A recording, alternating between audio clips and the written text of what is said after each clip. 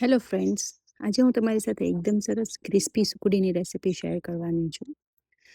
તો એના માટે આપણે સૌપ્રથમ એક ગેસ ઉપર એક પેન લઈ તેમાં 1 કપ ઘી લેવાનું છે અને એને ગરમ થવા દેવાનું છે. હવે ગરમ થયા બાદ એમાં કાજુ અને બદામ એડ કરવાના છે.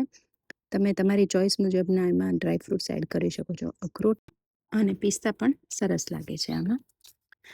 હવે આને એકદમ આપણે ક્રિસ્પી ફ્રાય કરી લેવાના છે અને ફ્રાય કર્યા બાદ આપણે એને સાઈડમાં અત્યારે લઈ લઈશું. હવે આ જ ઘીની અંદર 1 ટીસ્પૂન ચણાનો લોટ લઈ અને તેને થોડી વાર શેકવાનો છે. આ ક્રિસ્પી સુખડી બનાવવા માટે આ ચણાનો લોટ ખૂબ જ ઇમ્પોર્ટન્ટ છે. બાદમાં તેમાં સવા કપ ઘઉંનો લોટ લઈ તેનો પ્રોપર રંગ ના બદલાય ત્યાં સુધી શેકવાનું છે.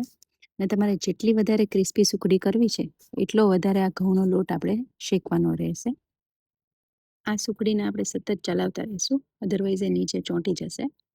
અને આ તબક્કે તમને એવું લાગે કે આમાં થોડું વધારે ઘી એડ કરવું છે તો તમે ઘી પણ એડ કરી શકો છો. હવે તમે જોઈ શકો છો એમ આ સુખડી એકદમ પ્રોપર શેકાઈ ગઈ છે.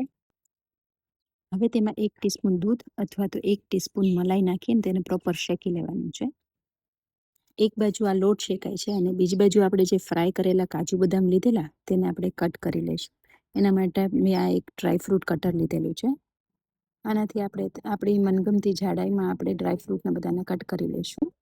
હવે ડ્રાયફ્રૂટને પ્રોપર આપણે મિક્સ કરી દઈશું અને થોડું શેકાય એટલે ગેસ બંધ કરી અને તેમાં આપણે 3/4 કપ જેટલો ગોળ એડ કરશું અને ગોળને મિક્સ કરી અને હવે આપણે એને એક ડીશમાં પાથરી દઈશું અને આપણે મનગમતા જે આપણને સુટેબલ હોય એવો શેપ પાડી અને એના સરસ મજાના રોટલા કરી દઈશું.